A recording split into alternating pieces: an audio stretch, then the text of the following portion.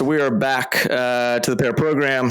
Tim Winkler here with Mike Gruen. Mike, we are celebrating 2 years, my friend, of running the pod. It's a pretty long journey. I didn't think we would make it past month 1 or 2, but here we are. So I wanted to ask you, what's been like your most satisfying part of being a part of the podcast, or what's been your favorite part? I mean, my favorite part is just meeting people. I like networking. I like hearing what's going on in the world, especially in the world of tech and stuff like that. So just the connections I've made, it's been a great opportunity for that, and a great opportunity just to hear other people's perspectives. I've learned a lot. And what's funny is I find that I tend to just listen for a lot of the podcasts. People probably notice, like, I try not to talk too much and let our guests talk. So yeah, it's been great. It's been a great opportunity. Yeah, I appreciate you including me. Oh yeah, no worries. We'll send you the invoice here shortly. I'd say that's definitely part of it, but I also enjoy just like from the pairings perspective, you get like good recommendations or like ideas of like, oh, I never thought about mixing, a mezcal Manhattan together or something like that. It's like it's a lot of alcohol recs come through, guys. Just a heads up on their pairings. Usually good alcohol, good food recs, but I've enjoyed that, and then obviously I getting to know some interesting people.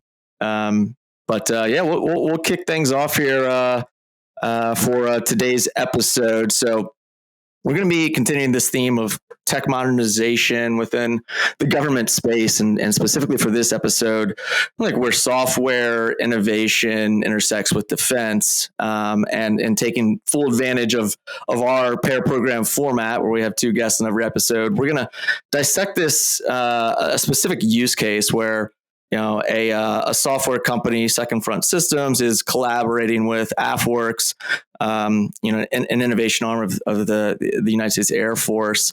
So our first guest is Enrique, OT, CTO, Second Front Systems. So Enrique brings a rich background of dual-use tech development, 23-year U.S. Air Force career, founding Kessel Run program, and co-founding Defense Innovation Unit, to pioneering accelerated access to emerging technologies and cyber and beyond for a lot of national security missions. A heck of a resume. Thanks for joining with us, Enrique. No, and thanks for the invite. Really love getting on here, talking to you guys. And anytime I get a chance to talk to Chee again is always fun. So should be for sure. And so on that, we alongside Enrique, we're joined by Donald Chee Gansberger, known as Chee. So he's the software director at AFWERX, Master Sergeant with over 2 decades in the Air Force.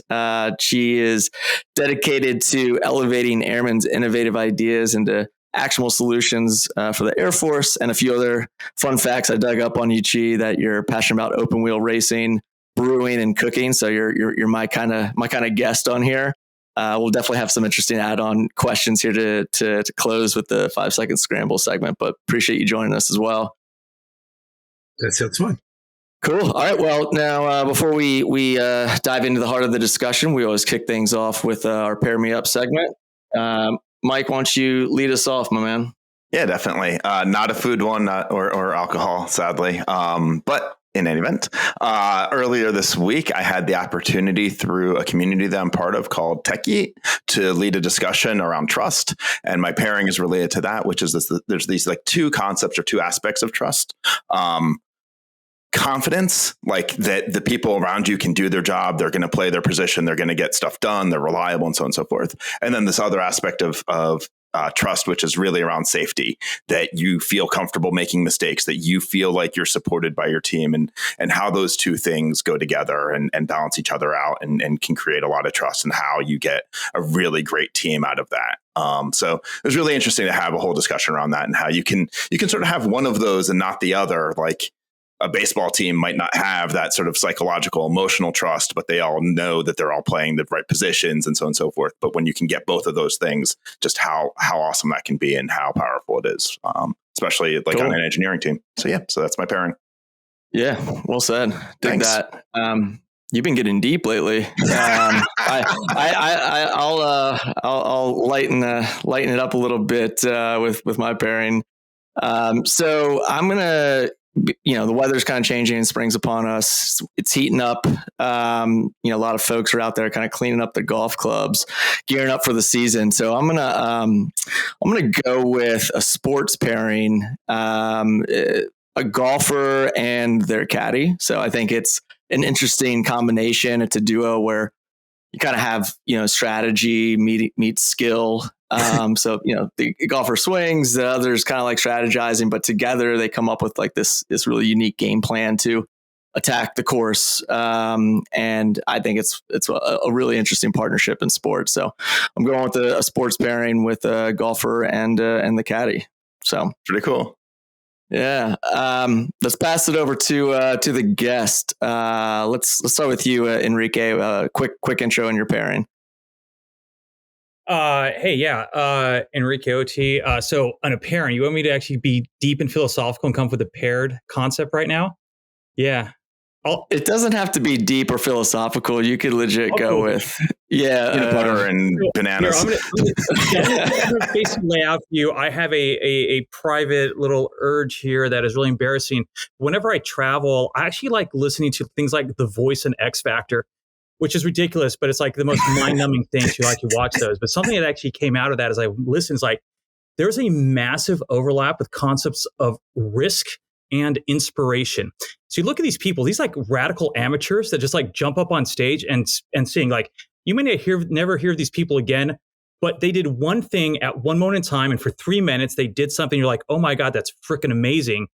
And these things have like 10, 20, 30 million views of this like 3 men in one person's life that is probably going to live on forever. And you look at it going like, if you really want to be inspirational, you have to take risks. And like, it's incredible what can come out of that. I realize that's stupid, but for some reason that's been in my mind now for like weeks as I travel. I'm like, who's this crazy like 15-year-old kid who just like sang their heart out for 3 minutes? I'm like, that's pretty damn cool. So it's kind of inspiring. So there you go. Yeah, I dig that. I'll give you a chair turn for that pairing.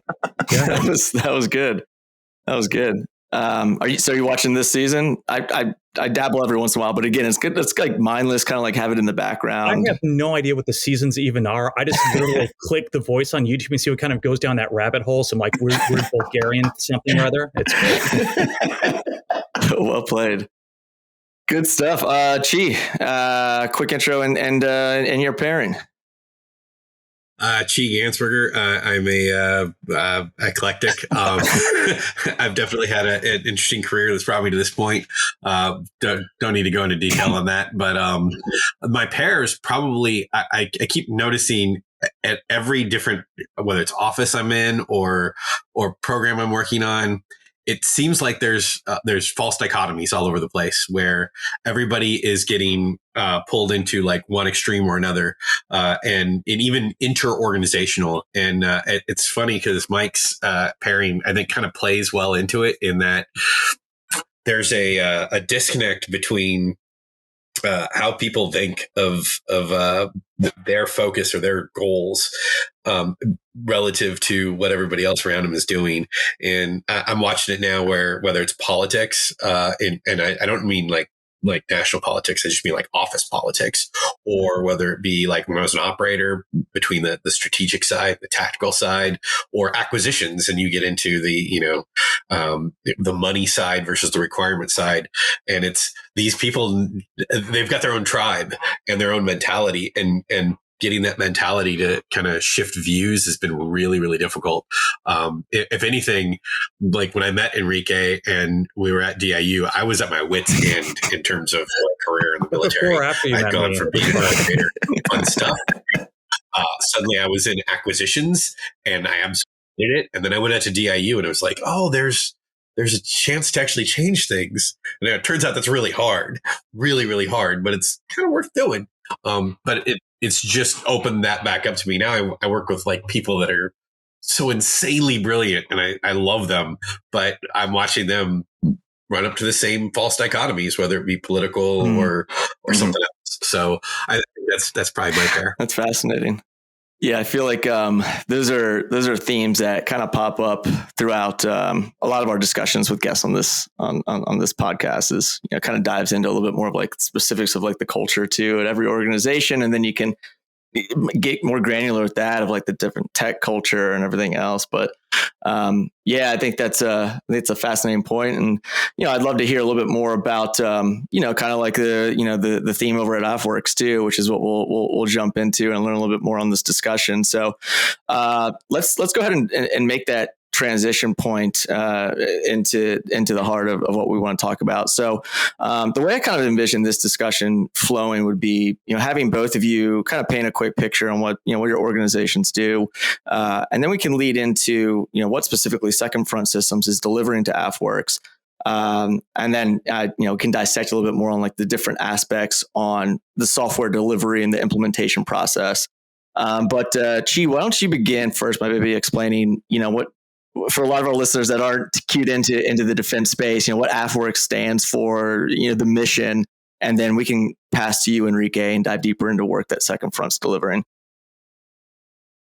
So yeah, AFWERX is a fairly large organization. At this point, we've got 4 kind of core pieces of the team, and the public facing portion of AFWERX, the folks out there in the civilian sector, they probably think of ventures when they think of AFWERX, which is the cyber arm, and they go out and actually execute the largest cyber portfolio in the federal government, and which is quite a bit of money and a lot of contracts. The other portions of AFWERX are Spark, which is actually where I started in AFWERX, and it looks at fostering innovation internally in the Air Force, get that innovation mindset all the way down to the airmen, and help airmen actually mature good ideas. These are the small R requirements that are actually important, and they solve those problems better than anybody else, but there's no infrastructure for helping them mature those solutions up to the broader, more political levels through the PEOs. So that's Spark. And then Prime, which is where I live now, it exists as it started as a tech transition organization. Didn't really do a lot of that. And then the last couple of years, we actually looked back at say, small UAS, which were invented in California. And then we promptly let the federal government screw up the legislation around small UAS, especially the FAA. And we promptly exported that entire market to China. And we realized, we're not going to make that mistake again with flying cars.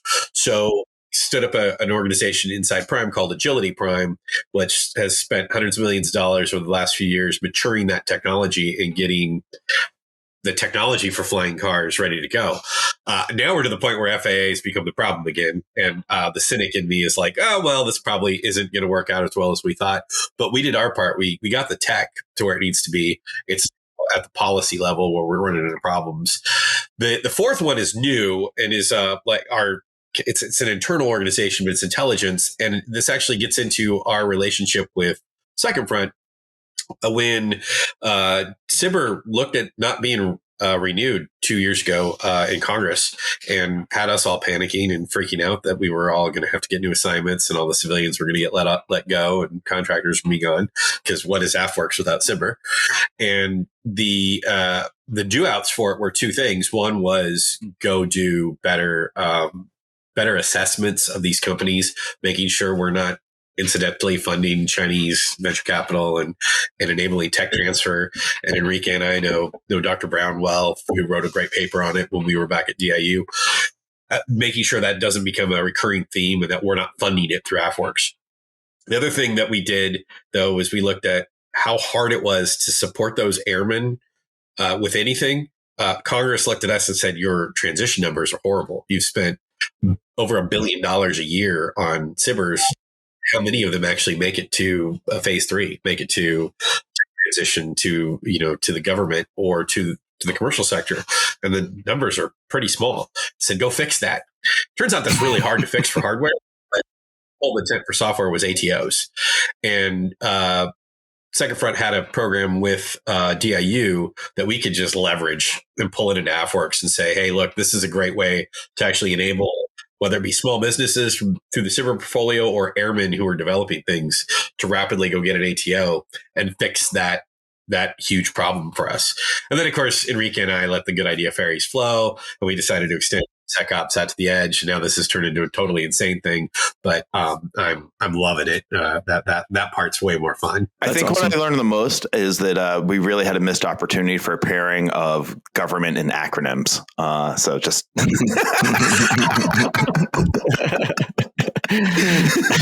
Oh, I'm the worst. I'm sorry. We'll have to put some show notes together for all those acronyms, Tim. Yeah, nothing we're not used to. It's kind of common practice at this point. But yeah, that's interesting. Yeah. I don't think I realized how robust, how many programs were kind of happening across AFWERX, and with the kind of collaboration with Second Front, it sounds like it was just right time, right place. Obviously, a good connection there, past performance in terms of knowing one another and having that trust. Enrique, maybe just kind of build a little bit more on Second Front, and then we can start to dig a little bit more into how this implementation took place. Yeah, so Second Front has actually been around since about 2014. And in its early days, it was founded by two former Marines who was basically like, why are we going into combat with technology that's not much better than our adversaries, but our tech at home is awesome? And so they're like, how do you transition the best of Silicon Valley? Again, when I say Silicon Valley, it's the broad like tech ecosystem. Like, how do you transition the best of Silicon Valley into government? And Second Front at the time tried consulting. They tried building some applications that help with the acquisitions process. But at the end of the day, through this a couple years of exploration, the company really figured out, you have two roadblocks to getting really good tech in the government. One is the contracts, and the other is the security accreditation. Well, you're not going to solve the contracts. Like, there have been commission after commission on how to do acquisition reform, tons of new methodologies for contracting. And at the end of the day, people like DIU and AFWERX and others are trying to solve that. So the company really in like 2020, 2021, which I joined in 2020, we decided to pivot. We're like, we're not going to help the government buy stuff better. Like, we can't. But we can help them secure it better. We can actually let them go faster on the cybersecurity piece so they can actually make use of these products that they buy. Because, we have a lot of use case or examples of the government putting somebody under contract with a cyber. We paid them $1 million, $1.5 million. They've been under contract for 2 years and they never get accredited. But what that means is they were never used. So in other words, the government just spent over $1 million on nothing. And sure, one time, okay, that's bad. But when you start doing this thousands of times, you look at a nearly $1 billion cyber budget that most of it's going to stuff that it never gets transitioned. Actually, not even transition. Most of it never gets used. And that's even worse. And so we're like, well, how do we solve this? How do we make it better? How do we reduce that friction? Because in reality, there's friction on both sides. For those small innovators, this may be their only time ever working with the government. They've never filled out accreditation paperwork. They don't know who to talk to. They don't know what the acronyms mean either. They're looking those up on Google saying, what does this mean that the government's asking me for this? And so for them, it is an extremely painful process. And these are small companies having to hire outside consultants to help them just fill out paperwork. But on the other side, the government, it's just as bad. The security officials on the government, poor dudes and women, they are overworked, underpaid. And what happens is, like, their users, like their operational end users, like annoying people like Chee, who look, Chee is an operator, but he's also a technologist. So they come going, oh my God, I need these 15 apps. Those accreditors don't want to deal with that. They don't want their users coming to them saying, I want these 100 different commercial apps, because they're like, I don't have time. So they end up just saying no. And it's not because they want to say no. They say no because they just don't have time to look at 100 different commercial companies. So we, in many ways, provide that kind of that matching mechanism inside, which is commercial companies come to us. We help them through the process. We provide them tooling to do it. So it's not just filling out paperwork. We do the tools for it.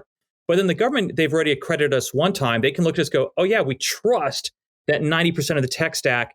Now we only have to look at that top little layer. That's the application itself. So it actually makes the process easier for the accreditors as well. So really, at the end of the day, everybody's happier, but more importantly, the tools get to the end user, which is actually what we all care about.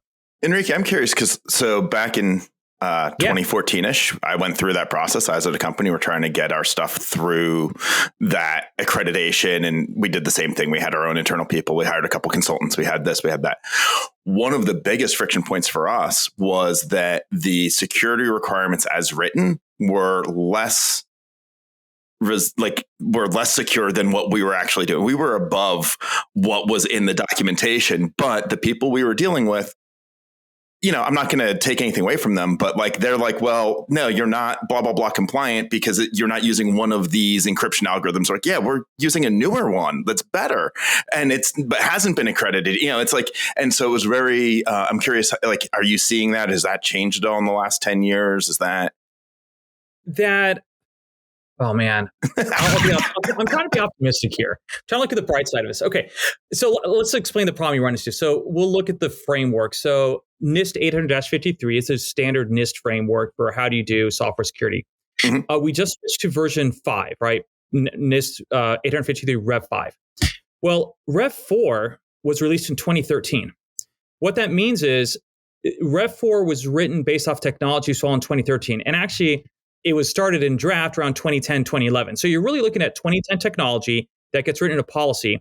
And only in about 2023, 2024, do you start having a revision of that. So you're right. There are really exciting portions of Rev 4 that you're looking at going, if I comply with this, I'll be incredibly insecure because the world of technology has changed. Right. So this is one of the huge issues is when you have a compliance-built framework for accreditation, then the compliance policy can never keep pace with emergence of technology. Just talk to Google. Google had a whole different way of how they shard data, and they don't stick all the data in one data center in one locked facility. And so in many ways, Google's cloud didn't meet the standard expected by the government. It took them years to finally convince DISA and the government that yes, even though it's different, it meets the intent of being secure. Mm-hmm. Again, that's different as opposed to like Microsoft and AWS that stuck their data centers on facilities that they could say, yep, all your data is in one spot and it's surrounded by a guy with a gun.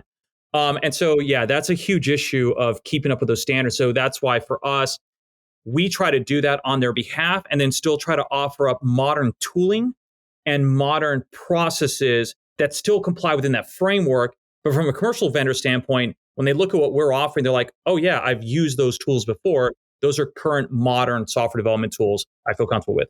Are you seeing that on the compliance side that they're being like these standards that are being written, are they being written more abstractly, more on the spirit of like what the intent of these things are rather than being so explicit about you need to be using one of these handful of things that we know 2 years from now is going to be no longer relevant? I'll give a short answer and then Chee, I'll let you. Sorry. I think they're getting better, and there's a couple ways you look at this. So DoD CIO's office has actually been putting out new guidance for continuous ATOs. That's a relatively new model where security is less about based off of filling out spreadsheets of control maps against risk management frameworks. It's actually more about continuous monitoring and continuous assessments, which is exactly where we should be going. And then the biggest one, the Army CIO last week or early this week put out great guidance on how to secure things in the cloud. Like, it is one of the best memos I've seen. It's like 28 pages. I don't know. Said no one ever. Well, if you're into this sort of thing, it's kind of cool. Yeah, actually, so I think you're seeing a real change, and the Air Force, I think, really took the lead on this with rapid continuous ATOs. But there's a movement now, and I think it's going in the right direction. I like how Enrique talked around the fact that he was kind of on the ground floor helping make all these things happen, the continuous ATO.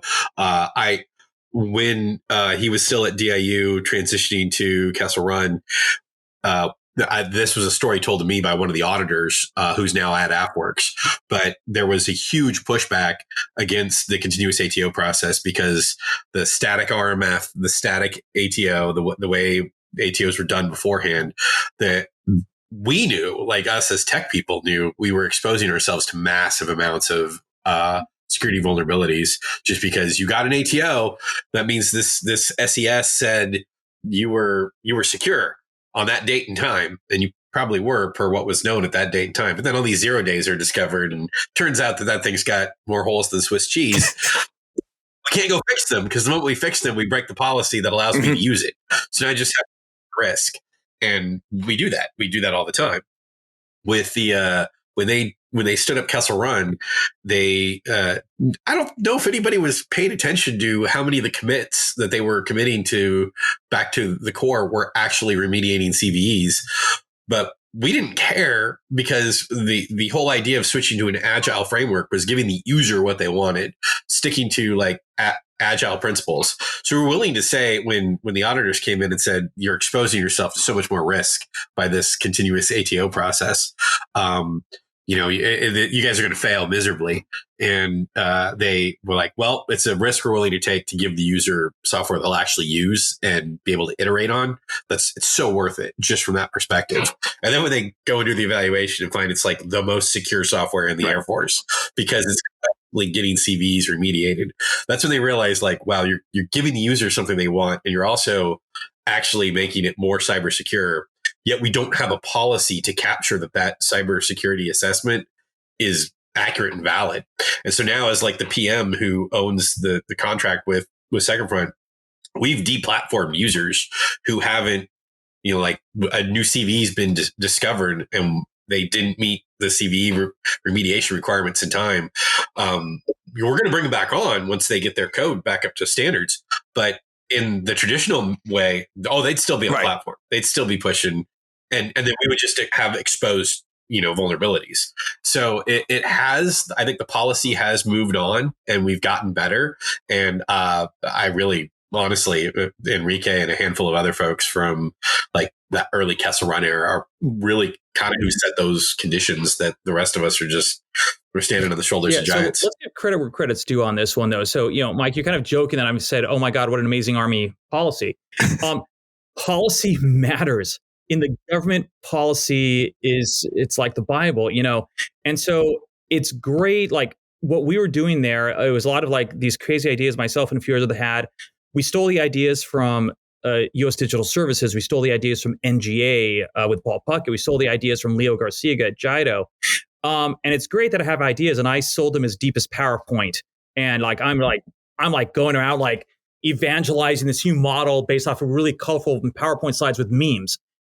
But it actually took someone, in this case, a guy named Brian Kroger, to actually take that and turn it into an Air Force policy that you can show to leaders and get somebody to sign. Like that's what matters, because there's all this innovation out there that's absolute theater.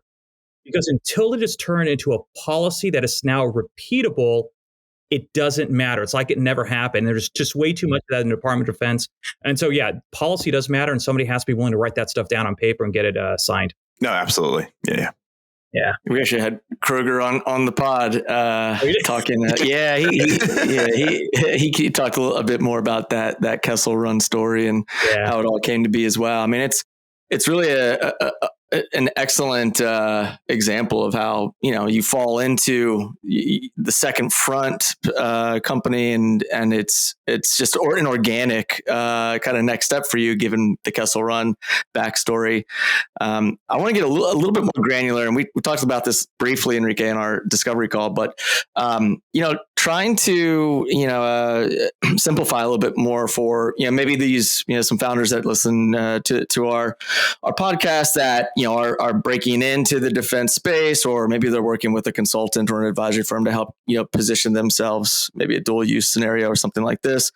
But walk me through like what how Second Front is working with these companies from the different phases, like discovery, and how you don't have to get too deep into the weeds of it, but I'd love to hear just a little bit more of like how does these engagement, how they flow. Yeah, so I think the engagement actually, it kind of has two halves. So the first half is obviously what we do with the government first. Like, how do we make sure that the platform we deploy, the tooling we have, the reports that the tools generate, how do we make sure it meets what the government cares about and what they need to see? And that's kind of an evolving process. Is different accreditors, different security officials want to see stuff slightly differently. As time goes on, it's one of those things like there's the expectation always increases. It's like, sure, that was secure last quarter, but how about this quarter? What else have you added to give us a higher level of assurance? So as we as a company are delivering to the government, we are constantly having to engage. I think, and this is very different than, there's other ways to deliver to the government. There, you can provide services where it's just like you're just butts and seats, your bodies for the government to use at will. That is not our model. We provide a technology. But the thing is, we're providing our technology. What we're not doing is we didn't build a technology based off of the government giving us 800 pages of technical specs saying, please build this widget. And so what's happened is because we built it to what we think is the right thing to do, it ends up becoming a continuous negotiation with the government. Like, does this meet your standards? Do you want to see it differently? Do you want to see something else? And so it's a constantly evolving process of what our technology looks like. And so that's our government relations. But then the other side of the house, like we talked about, is working with the commercial side. So for commercial companies that want to work with the government, that engagement really starts with us doing like a tech screen saying, what is your app look like? How is it built? What's your tech stack? What toolings are you using? What cloud services are you using? What external connections do you have? And we really kind of do an assessment saying, does it fit our model? Because at the end of the day, I love our platform, but I'm a firm believer that there's no one solution for everything. There are definitely some use cases of technologies that I'm sorry, our platform, it's not compatible for you. I wish it was, but that's not how technology works. There's software that is so advanced using so many advanced underlying cloud features. Like there's no way we could support that because it's well beyond what an accreditor or policy would feel comfortable with. At the other end, there's these technologies that are like, man, you're like nowhere close to being cloud native or containerized. It's going to take you a year to refactor to work with us. So we try to cover like the core center of the bell curve of modern app development, containerization. So we do a tech screen. Then once we bring the company on as a customer, we start off by we just take their containers. We don't take their code. We take their containers. We scan them against a bunch of security tooling. We run hardening scripts against it to minimize, basically STIG and minimize the container images and all the root accounts and extra libraries. And then we throw them up in a dev cluster, make sure the stuff works. We have a full observability stack and login and monitoring. So we make sure performance is there. And then we work with it to deploy out into our environment where we force an integration with our IDAM solution, force an integration through our networking paths, our observability stack, our security stack. And that's actually what allows them to inherit our accreditation or be given a certificate of field on top of our accreditation is because they're using all of our tooling that has already been accredited. And that's what makes it work. So, for a company that's considering this kind of model, the downside is you lose a little bit of control in prod and a little bit of architecture design of saying, your engineers cannot be as creative as they want to be. But on the positive side, you actually don't have to have as many infrastructure engineers. You don't have to have the compliance team. You don't have to have the 24-hour monitoring team because we're covering all of that for you. So it's a business and technology trade-off for that company saying, do they want to go it all themselves and have full control? Or do they want to give up a little bit of control on those day two ops for the fact that you can go faster and have quicker to market? And I feel like that's just the same old, like in the technology world, the build versus buy type discussion. Like what's our core competency? And having lived through that, where we actually had to hire a full-time person who was going to be sort of trying to deploy this stuff at the government and various intel agencies and trying to figure out how we take what we did in the cloud at AWS and how are we going to get this deployed into these data centers. And luckily we didn't use AWS, we're not cloud agnostic, but it's still a pain. I see the value. I mean, I would have loved to have had you guys back then. Would have made things so much easier. Well, when you kick off your next tech company, let us know. We'll do that. I'll be in touch. So it's kind of a genius concept. Just knowing the hoops that you have to jump through, you kind of cut out all that legwork for them.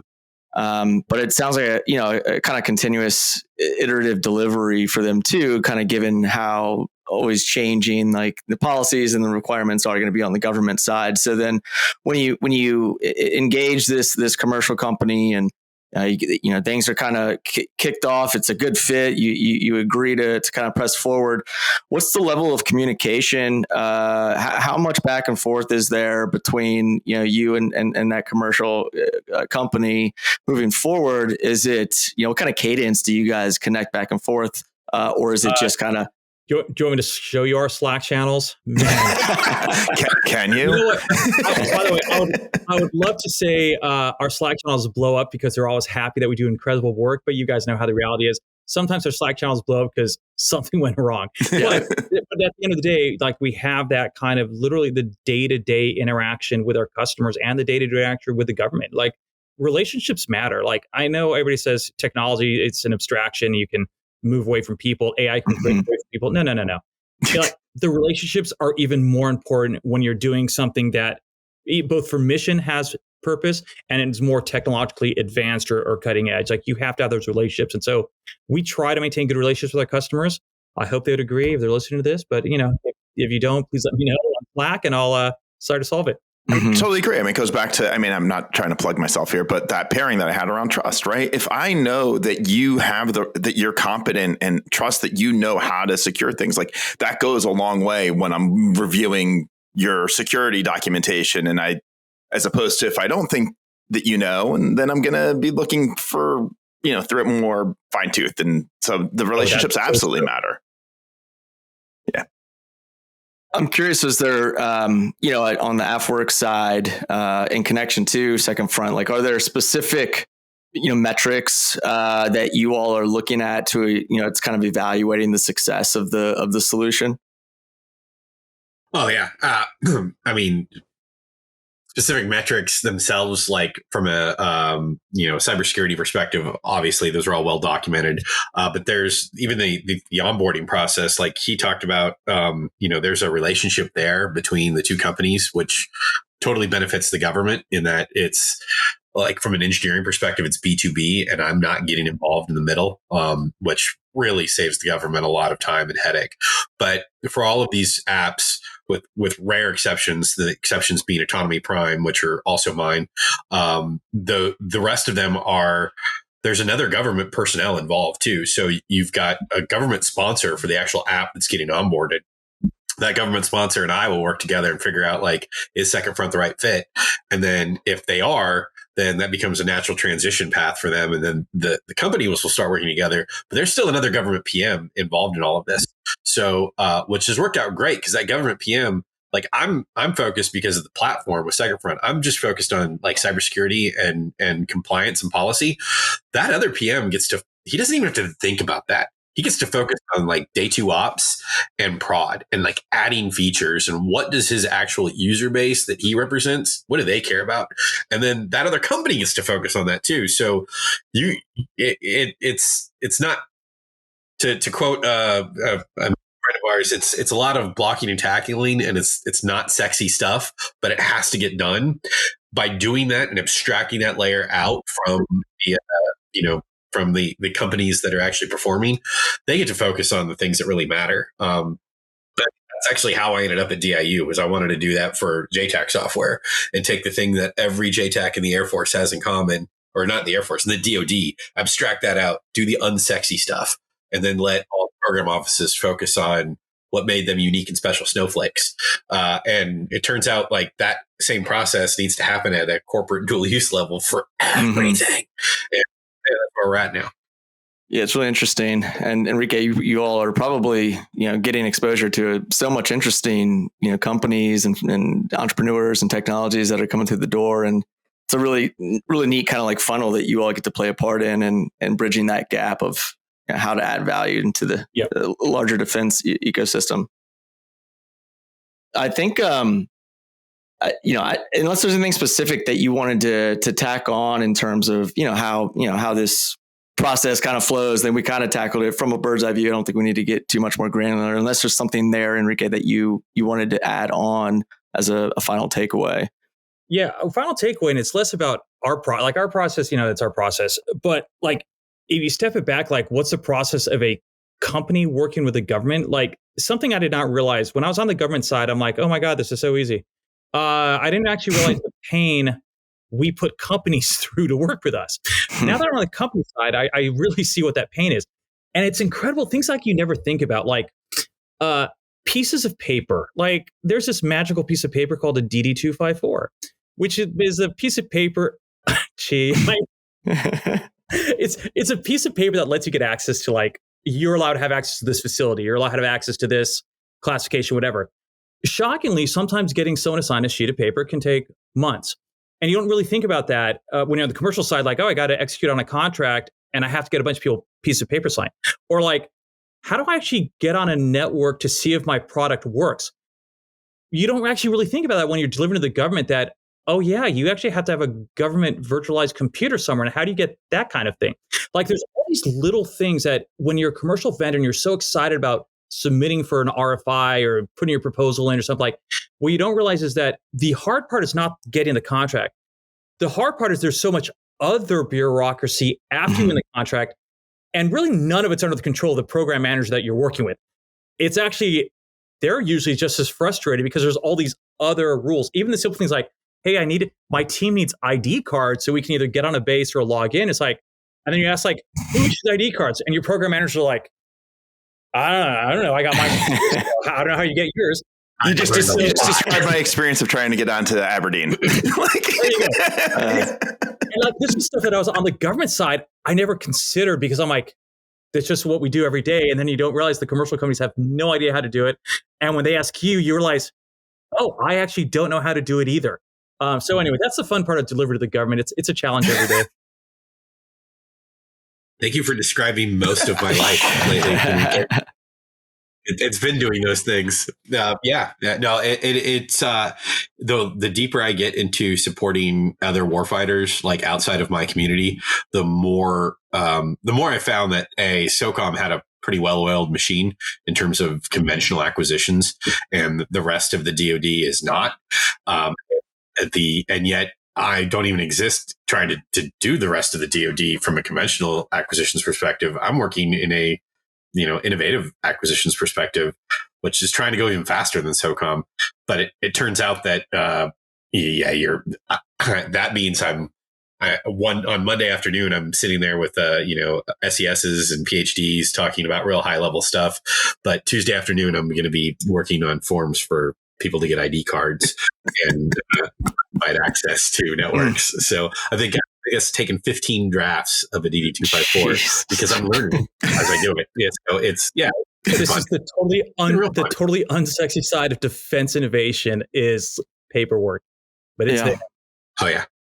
Yeah, we don't want to sugarcoat it for folks too. I mean, it could be a huge time suck and a waste of time for you to consider, like, really making that pivot down that rabbit hole. And so I think it's an interesting. I mean, you have that level of empathy, Enrique, where having sat in that and on both sides, it is creating also. There's a lot of opportunities that are being created from like advisory firms coming in and helping those entities kind of save that time, but there's obviously a lot of work to be done. We're having some interesting conversations coming up here soon in a couple of weeks on more of this, government reform and dissecting like the FASA, the Federal Acquisition Streamline Act, because that whole Palantir use case is a fascinating one to kind of pick apart. But there's definitely I would say in the last few years, there's certainly been a lot of interest building and getting involved in the defense sector. There's been there's a level of stability that comes with this with the government as well, where you see a downslide in some of the commercial markets like we've been seeing that leads to founders figuring out how to diversify and become more dual use if the use case exists. But I think this is just another episode, another example of just a small nugget of wisdom on how some of it's done as a good use case with Second Front. So definitely value the time that you guys contributed to break that down, explain it. And I know we have just a couple minutes left, so I do want to get to the 5-second scramble real quick. I think it's a fun one to just kind of learn a little bit more about you guys as guests. So Mike, why don't you kick it off with Enrique? With Enrique, and then I'll take Chee. So here we go. I'm just going to ask you questions. I'm nervous here. Don't worry about it. It's a mix of like business questions and then personal questions. You'll be fine. All right. You ready? Explain Second Front to me as if I were a 5-year-old.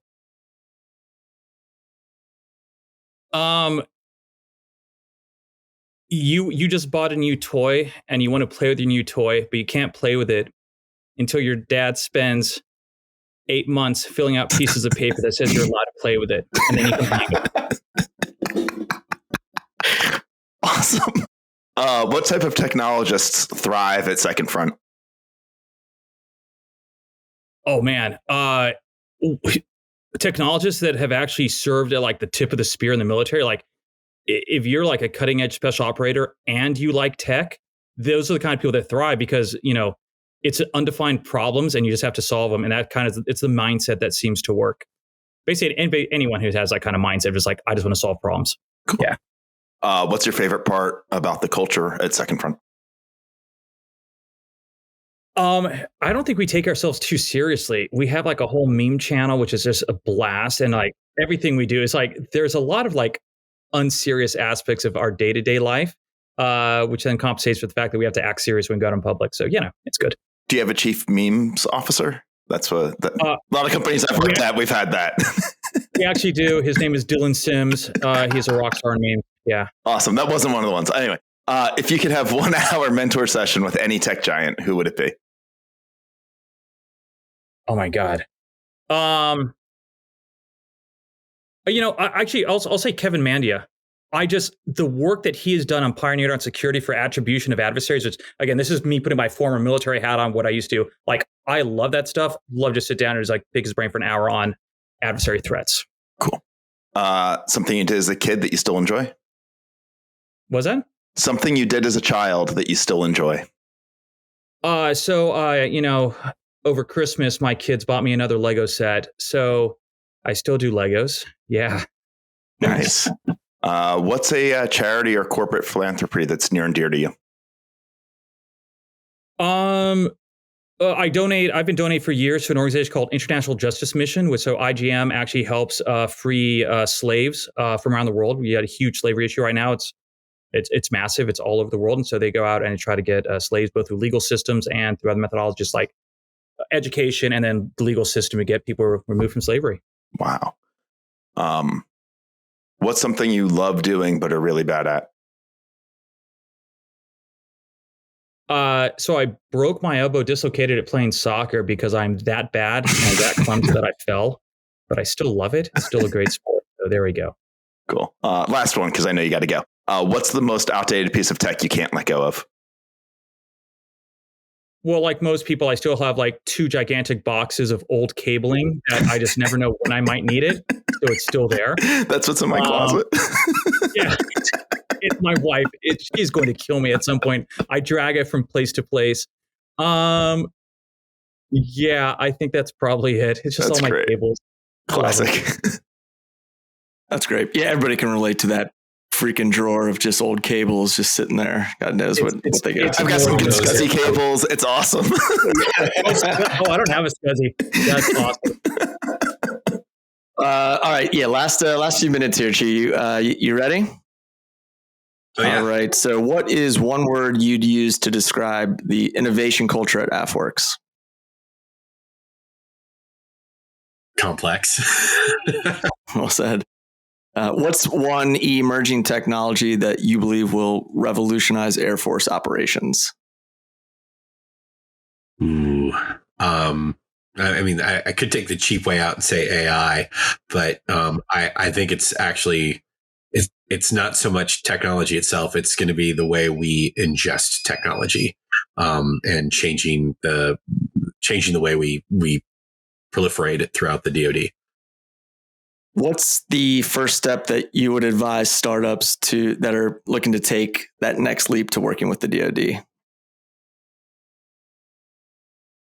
First, look internally to make sure you really want to do this.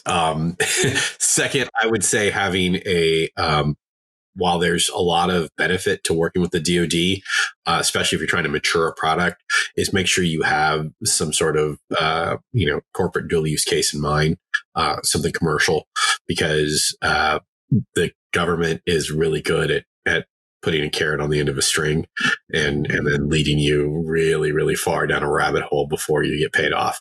So having if you're basing your business model and your venture capital on just dealing with the government, it can get very dangerous very fast. Check that runway. How do you envision the role of software in the Air Force changing over the next 5 to 10 years? I tried to, me and another soft guy sat down yesterday and said we need to update the SOCOM mantra from humans are more important than software. That is more important than hardware. I definitely think software is, especially getting involved in big programs now that involve a lot of high-end technology.